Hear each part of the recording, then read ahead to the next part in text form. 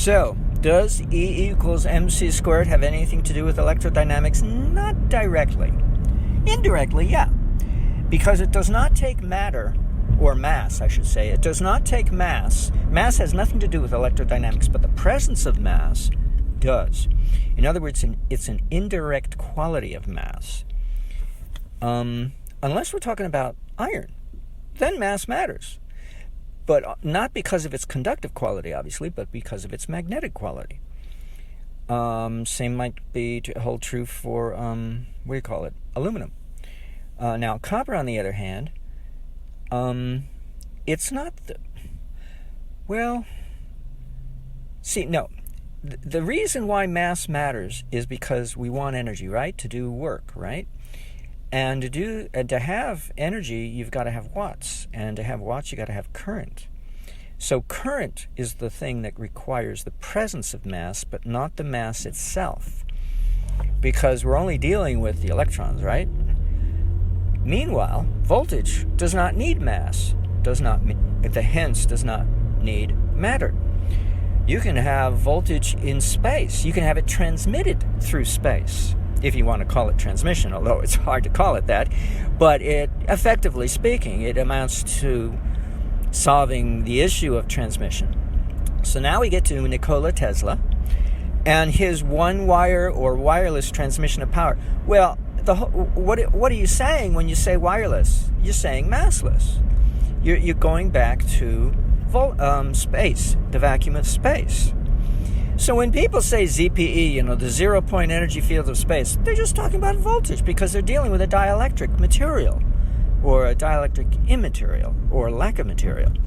Because it doesn't matter. It's immaterial whether you have material or not when we are considering voltage alone. Or potential, if you prefer, to be more correct, politically correct. So, it's energy that needs the mass, but only the presence of mass, not the mass itself, because we're not dealing with neutrons, we're not dealing with protons, at least I hope we're not. We're just dealing with electrons, if such things exist. So,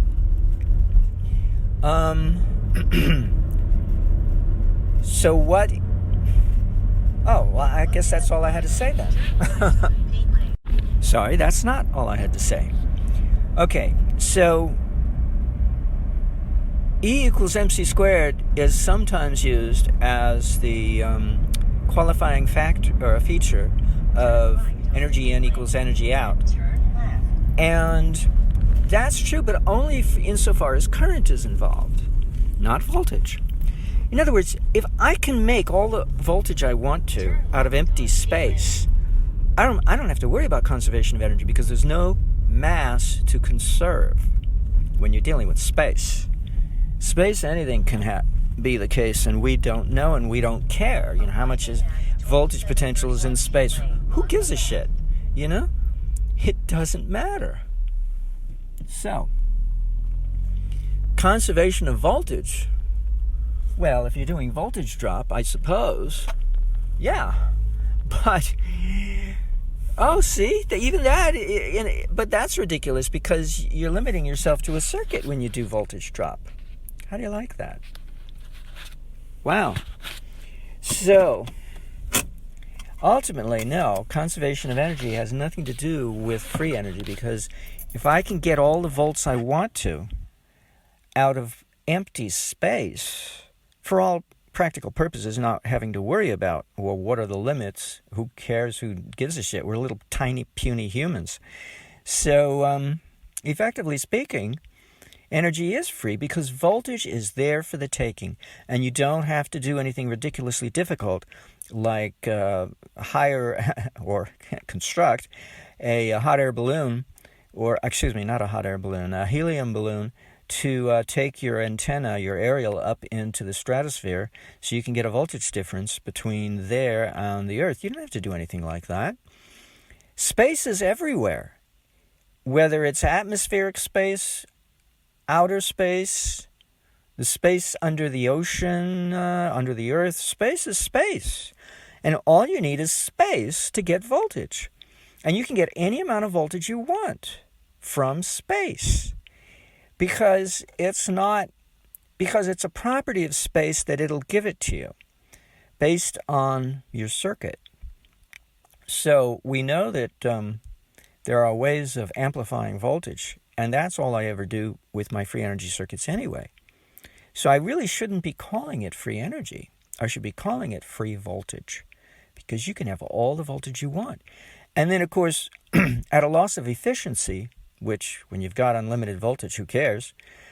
Well, you might care because maybe your circuit will fry from all the overvoltage. But for loss of efficiency, I can convert that voltage into current by providing a drain into matter or through matter or both.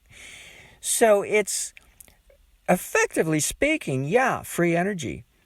And where does the voltage come from? It comes from reactance. It comes from reactance, electrical reactance, property of the materials of construction of your circuit, but it's really the property of space that you're harnessing. So the ZPE is not E, it's V. It's Z as in zebra, P as in Paul, V as in voltage. Well, I should say Z as in zero, P as in point, and V as in voltage, 0-point voltage. So, we have whitewashed the issue and turned it into an argument that need not be. All we had to do was be precise in our diction, and we have not been in our choice of words and concepts. But we have not been. We've been lazy, and I have too, because I'm brainwashed to be lazy, just like everybody else. So I have to train myself. You have to train yourself. Otherwise, we cannot discuss free energy at all. It's really free voltage is what it amounts to. So where do we get freely available voltage from electrical reactance? We get it from an open transmission line. And where do we get current from? A shorted transmission line. So this is why I say that the free energy circuits that I've been studying all require the same kind of archetype, namely, or geometry of circuit design, namely a place to build up the voltage, an open transmission line situation, versus one end of that open transmission line is terminated with a shorted loop transmission line, shorted loop of a transmission line, which gives us the current. And that's it. One area to produce the voltage, another area to produce the current. See, my problem that I have in dealing with people is, why is it so difficult for them to appreciate the ease with which voltage can build up on an open transmission line? It's like automatic, that you can create conditions to make the voltage go to infinity, whatever the limit of the system is before it breaks down, short of infinity. How hard is that to even conceive of? And you don't have to give it X amount of voltage in versus X amount of voltage out. That's energy, which is a byproduct of current, in addition to voltage. But for voltage, all we need is time, really. And if it's not fast enough, then we use frequency, capacitance, and phase relation, and what's the other one? Inductance, to speed things up. But essentially, voltage is going to build up anyway. So all you really need is time.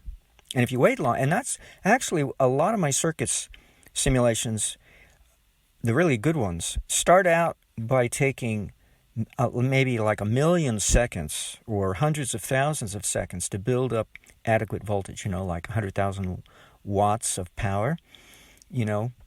Once I convert the voltage into, drain it somewhere to create some current, short it out with itself or to ground or both. But that's in the beginning when I don't know what I'm doing, oftentimes. And then once I find ways to increase efficiency, I can shorten that time frame so that I don't have to wait 1 million seconds or 100,000 seconds or whatever. I can get it in nanoseconds. And then, whoopsie-doodle, now we've got a quick explosion instead of a slow one. Because that's all 1 million seconds amounts to, is a slow explosion. So I study explosive electrical circuits, basically, in which the reactance explodes voltage far beyond any voltage you're giving it or gave it a long time ago, when maybe all you used was a precharged capacitor and it's already been drained a long time ago. So what is the thing running on? It's not. It's building up voltage because it's an open transmission line concept. And that's really what it amounts to. Now, I had to learn all these concepts after the fact. I got my chops trial and error, basically, spending countless hours, more than 6 years, because the amount of hours I put in, it's not your normal 8-hour day. In the beginning, I put in far more than that. Very little sleep and not much else. So it's a buildup of voltage on an open transmission line archetype of a circuit concept. And all you need is time. And anybody can conceive of that. Come on, how hard is it to conceive of time? You wait around for voltage to build up. If you configure it as an open transmission line situation in which the reactance of that open line is going to give you the buildup. You don't need to conform to conservation of energy because we're not dealing with energy. Energy is watts, work done has to come from watts, and watts is predicated on a strong requirement of current because current can dissipate very quickly, as the people of the transatlantic telegraph cable found out in the 1800s. So unless you preserve current somehow or boost it, all you're going to be left with at the end of the transmission line across the Atlantic Ocean is voltage and not a whole lot of current, if any. It just takes too darn long to show up when it does, if it does. But voltage will show up. So voltage is not a problem. All you need is time. And how long does it take for a transmission to build up or, fine, 1 million seconds if it's because the transatlantic cable is a poor example in that case because they were not using environmental levels of a microvolt, enough to power a crystal radio set. They were using far more than that. In the case of White House, a guy called White House, he was giving it too much voltage and fried the cable. No, I'm dealing with microvolts, and that's usually the way I like to do things, because then I know I'm dealing with over unity. So forget the 1 watt challenge. How about the 1 microvolt input challenge? and then get your watt, or then it doesn't matter. 1 watt, half a watt, who cares? Oh God, sometimes see, it's all the way we frame people. Yeah, people are being framed. They're being set up. Forget the 1 watt challenge. That's a bunch of hooey. This is not about perpetual motion. This is about, can you get a decent amount of energy from nothing? It's from practically nothing, not from nothing, from practically nothing. Because we take our environmental voltage for granted. You and I, how much volts are you?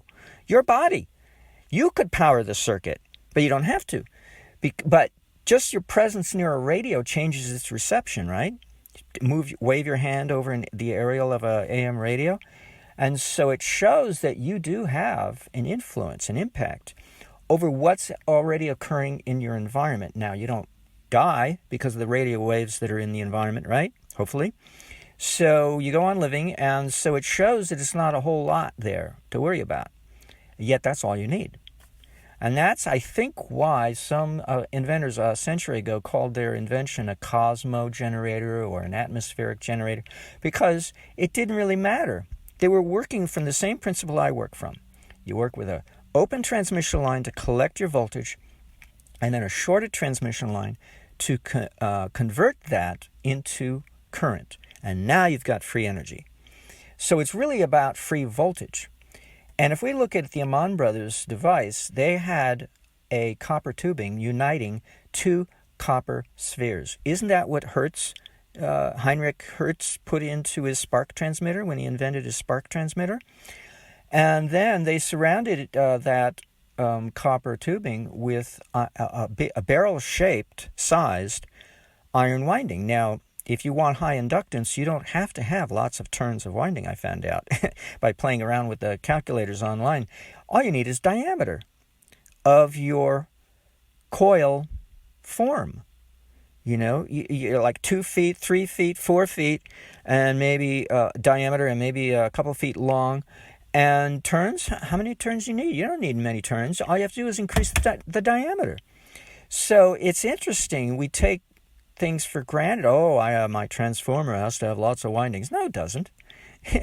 That's if you want lots of voltage to build up, but you don't have to do lots of windings, especially of thin wire, in order to increase your voltage. You just make sure it's an open transmission line that collects your so-called energy, which is not energy, it's proto-energy, because it's just voltage that you're collecting. See, so we don't realize there are alternatives to thinking about this thing. So effectively, yes, it's free energy, but you're not getting it from nothing, but in a sense you are, because you're getting it from space, because you're getting it from the voltage, from the potential that's in space. So are you stealing energy from the grid? Well, if the grid is nearby, you will be, because that's a current source. It's also a voltage source, so it's got a field around it. And if you've got a reactionary device, it's going to suck it like a vacuum cleaner. It's going to, like a vacuum pump. It's just going to suck that energy off the line. So you got better be away from the line. Now you're taking your energy from the environment because you're using the voltage of the environment surrounding you. And then the environment doesn't complain, does it? Unless it gives you an earthquake or something, a flood, or a torrential rainstorm, and floods you out of where you were. Oops, no more a free energy circuit.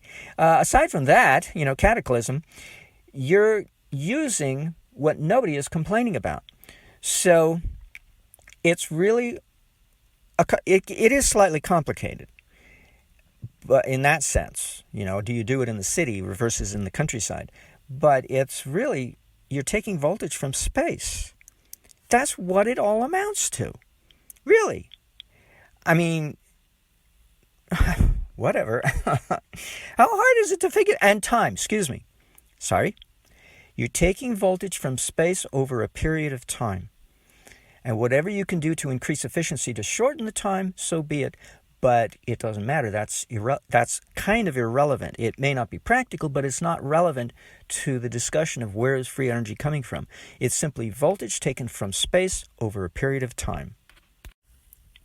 Or I should say it's voltage accumulated over a period of time within the space of an open transmission line. Maybe that makes more sense. I'm realizing, listening to this recording, that perpetual motion, or as it is applied to perpetual motion machines, so-called, the definition of perpetual motion machines requires that the machine operates isolated from its environment, from any exterior source of energy. And that's ridiculous, because it's ridiculous.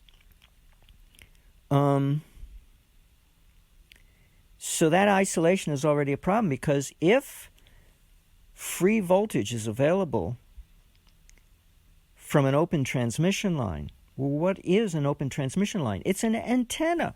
It's an aerial. And so it's going to be communicating with its environment because it doesn't have anything else to do but that.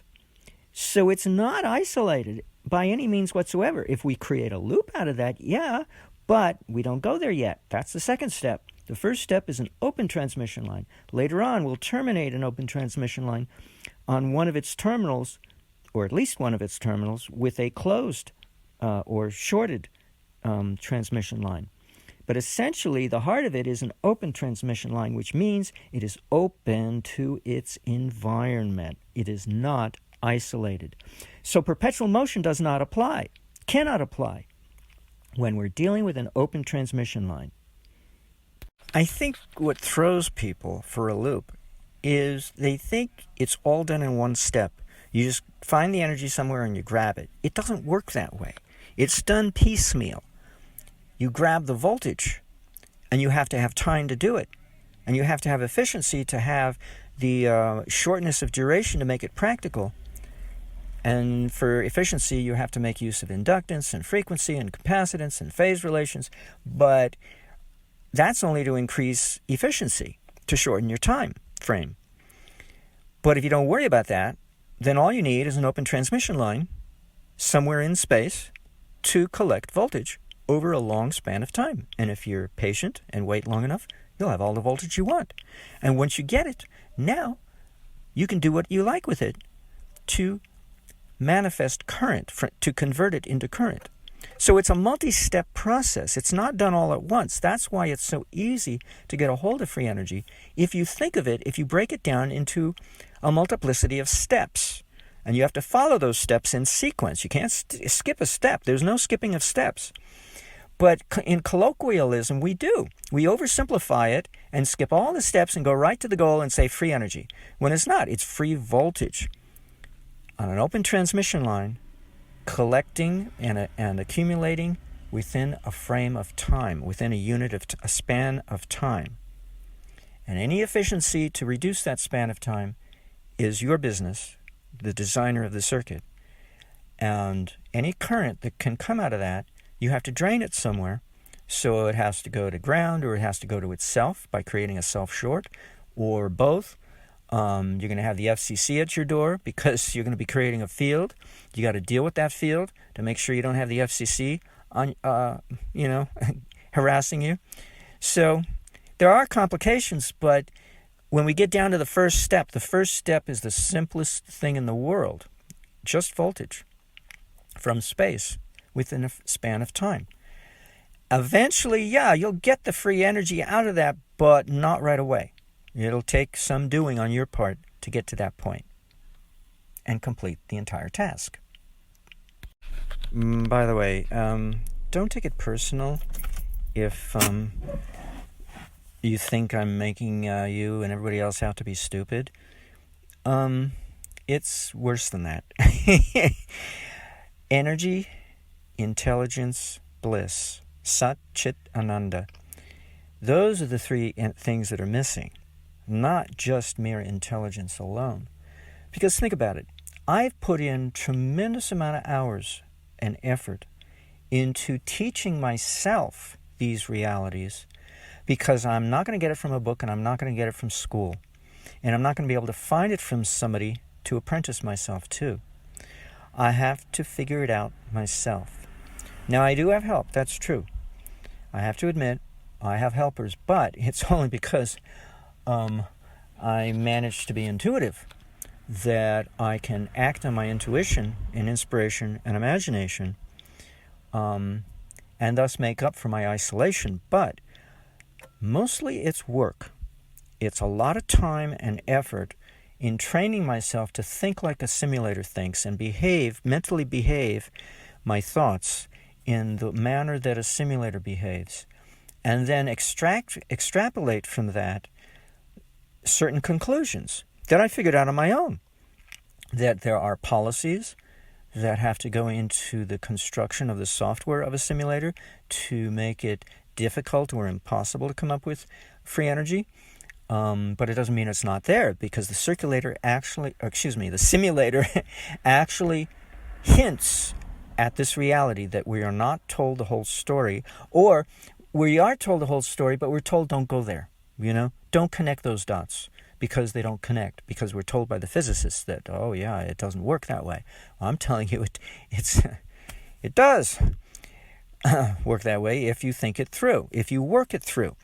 So I had to have a whole lot of motivation and not stamina, because I worked to the point of exhaustion when I was initially giving myself experience, because I was dealing with everything just like Edison, 10,000 tries, and oops, don't give up, because the 10,001st may be the answer. And very often in the beginning, that was the case. When I exhausted all possibilities and I couldn't come up with anything, and I plopped down on the bed of failure after spending all day long and all night without sleep or eating or anything else, just sitting in front of the computer, try this, try that, change this, change that, give up, and then it would come to me, oops, I forgot something. And it would turn out very often to be the answer, because I was too close to the problem to realize that there was something else I hadn't tried. But it was the work that I put into it. I put energy into it. So it's not free energy, right? Because I put a tremendous amount of energy into learning, into self-teaching myself, self-training myself on how to think like a simulator thinks, and then do what a simulator can't do, and be my own AI to figure out the simulator does hint to a different reality. And the reality is the way I already described, so I'm not going to repeat myself. It's multiple steps, voltage first, then current. But it took time. And so I had to apply energy. So it's not just a lack of intelligence. Don't underestimate yourself. It's a lack of motivation. Or it's a lack of time, or both. Most people have lives to live. They got a job to do or whatever. Why go to the trouble? It's too much trouble. And see, it's been made to be difficult. We have been socially engineered and programmed in multiple ways so that it would be difficult to do what I've done. And I'm trying to make it easier on you by sharing, and nobody wants to believe a word I say. Oh, it's controversial. Oh, it's egregious. Whatever. It took work. It took time. It took effort to train myself differently, to deprogram myself. Like, Patty Hearst taken from the cult that she was taken from, and she had to be de-brainwashed, or whatever the word they use. I forget the word, so I make up one to make it do. This is what I had to do, and it's taken me 6 years to do it, to the point that I can now explain it somewhat, but doesn't mean no guarantee I'll convince anyone, but at least I can explain it. It took me a long time to figure out how to explain it, because I had no idea what I was doing. Even though I was succeeding, even though I was creating circuits that created more energy out than energy in, still I had no idea why. It's just, oh, look at that, well, it's something, and I knew in time I would understand, and it would take long time to understand, because that is the harder thing, is to understand. And most people go into school, that's the first thing they want to do. They want to understand before anything else. Well, but it's the hardest thing to do, so it's actually experience is much easier. And so how come, so school's got us doing everything backwards. They want us to listen to the lecture first, and then you do your lab. The lab is extra. No, it should be the only thing that's required. And then, if you can come up and tell the teacher what the meaning, the portent of your lab experience was, then you get to pass the course. You figure it out. But you go and you get the experience at the lab. The lab should be the only thing required. And you go as long as it takes to figure it out on your own. And then tell the teacher. You see why I'm angry? You see why I'm pissed? That I have to deal with people? It's not that you're stupid. Trust me. It's that you didn't do the time. Like prison cell, right? You didn't do the time. So why should you believe a word I say? You never put in the hours I put in. So why should you believe in me? Trust me, it's all about the time spent. So all of this really does amount to time, doesn't it? Even more so than the space from which the voltage is being accumulated or extracted from, or within the context of space. It's really the time. The time I put into this, just like the time the circuit has to put into it. And if by one means or another I can shorten that time frame, that's only because I've been doing this a while. But it boils down to time. And the effort and energy we put into this over that span of time. So that's really the way electrical engineering should be taught. It should be taught that you have to figure it out. And the only thing required is this teacher keeps sending you back to the lab to figure it out on your own, to do the experiments and figure it out. Reinvent electrical engineering all on your own. And don't even teach you Ohm's law, because trust me, it took me years to understand Ohm's law. I couldn't even wrap my mind around it. You would think something so simple, no, but I didn't accept it. There was something, and because there was something wrong with it. And deep inside of me, I knew there was something wrong with it. Voltage times current? Voltage squared divided by resistance is the closest traditional knowledge comes to my understanding of what Ohm's law is. Because my understanding is a little more complicated than that. Because that's the only way to understand it. Is more complicated than voltage squared divided by resistance equals watts. That doesn't tell you what you need to know to be able to understand Ohm's law. It's voltage applied times reactionary voltage, reactance, the voltage resulting from electrical reactance divided by impedance, which could be any number of types of resistances or impedances by type. And within a framework of time, because now we've got capacitance and inductance involved, because it's reactionary. And frequency and phase relation. So now we got to bring in stuff that's not even in Ohm's law. And not even related to it, because reactance formulae do not incorporate volts or amps into their matrix of equations. So you see, it's really the time. It's the time I spent that makes the difference between you and me. I put in the time, okay? So don't underrate yourself within the area of intelligence, because, again, you're misdiagnosing the problem. Like everything else about free energy, you're misdiagnosing how to go about learning about it. You got to put in the time. There's no other way to do it, because it's going to take time to convince yourself that what I'm saying is correct. Trust me, it's not going to take any authority figure. It's not going to take a free energy device. Oh, we'll build it and then we'll believe you. No, you won't. Trust me, you won't. That's why I have yet to build one. And even if I did, would I share it with you? No way. Go away. Don't even think about it. I'm not going to share it with you. You figure it out. But you have to put in the time to figure it out. And that's the only way. I can give you hints, but you've got to put in the time, because trust me, you won't be convinced, because none of this is normal common sense. It's abnormal common sense. It's so abnormal, it's ridiculous. And that's why I said it in the book, in the wiki book. I said, Alice in Wonderland Through the Looking Glass, that nothing will be as it seems. But is anybody paying attention? No. Trust me, you got to do the time, and that's the only way it'll make sense to you. So you're going to need a lot of bliss, right? To put in the time. Not just energy. You don't need the intelligence. You do need the time, and you're going to need a lot of bliss, because it's going to be stressful putting in that much time and dealing with people telling you you're wrong, you're doing it the wrong way. You know, I literally live off of people telling me I'm doing it the wrong way, even though I can't stand it because it's so stressful, because I take it very personal and I collapse. I go through mental breakdown. But I try my best not to allow it to happen for more than 2 seconds, because I tell myself, trust me, you'll get through this, you'll figure it out, and you'll figure out what's wrong with what they're saying, because it happens every time. Anytime anybody says anything against me, they're saying something wrong. There's something wrong about what they're saying. Either they're leaving something out that is more significant than what they're leaving in, and trumps what it supersedes what they have left in, or, but to put it another way, it changes perspective, drastically changes perspective and attitude that goes with it. So there's always something wrong about all of my critics. Always. Every single time.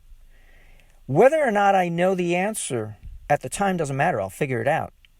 All they have to do is present themselves. If they don't present their argument, then I have no chance to grow. So I grow from the challenges of the erroneous thoughts that people bring to me. I figure out what's wrong with them, but only if they bring them to me, because I didn't go through formal training, so I don't have them as a burden to carry around.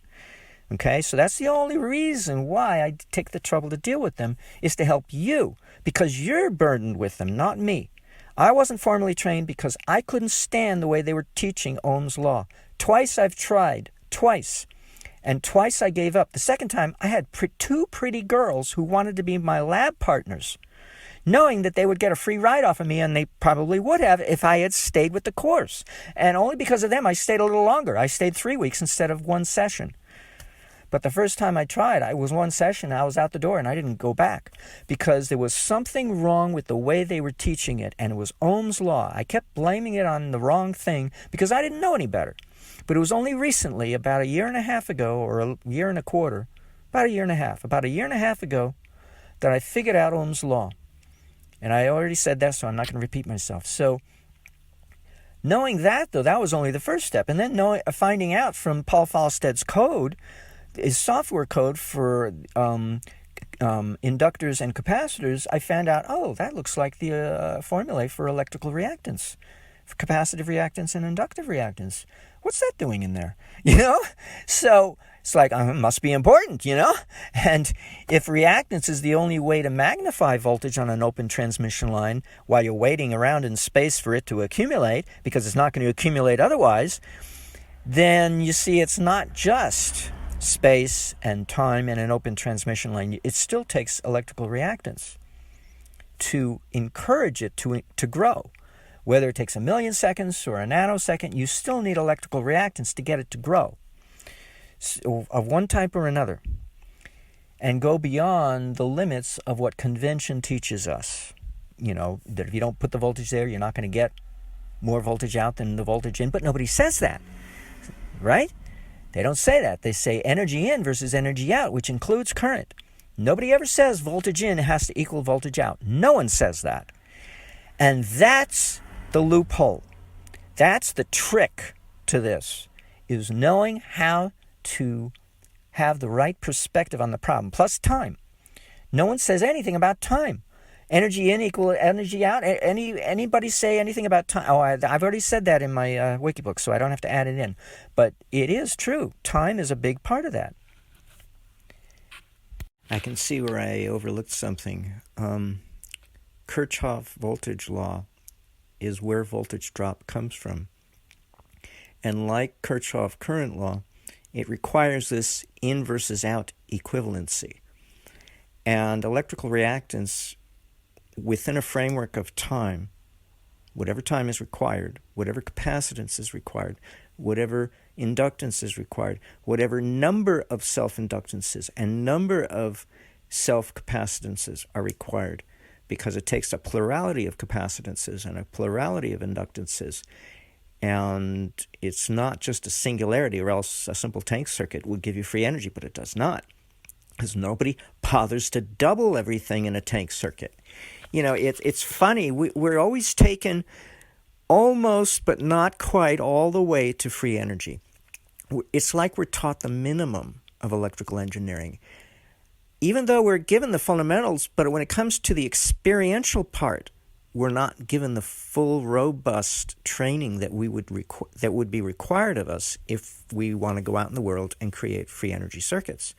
So we're not given enough expertise, even though we're given the fundamental knowledge. And so there really is a shame and a hazard and a mistake and an error by design to teach us lecture and theory before getting to the experience. The experience must come first, and it must supersede knowledge, because it does. I mean, I can go back to Vedic tradition, Vedic history. There's one very famous example of Saraswati arguing with Adi Shankara, who had a pristine intellect, and Adi kept saying, knowledge is superior to experience, and Saraswati, the goddess of wisdom, was saying, no, experience is superior to knowledge. This is the gal, the muse of knowledge in Vedic tradition. If you want to consider the pantheon of gods and which one is in charge of knowledge, the muse, the one in charge of knowledge, is telling this dude, this human, who is an adept at intellectual activity. He's got a vast memory and whatnot, and yet she's saying, no, dude, the very thing I'm in charge of is trumped by what you get that I do not get: experience. Here's a God telling a human the human's better than the God, even though the God is the source of knowledge, that the human has something even better than what she has: experience. And eventually he lost the argument, and he agreed with her. She convinced him that he was wrong. I mean, this is really uncanny, but this is the way you have to learn electrical theory. You have to get the experience before you can figure out what that experience means to you. Okay? That's the only way this is going to work. So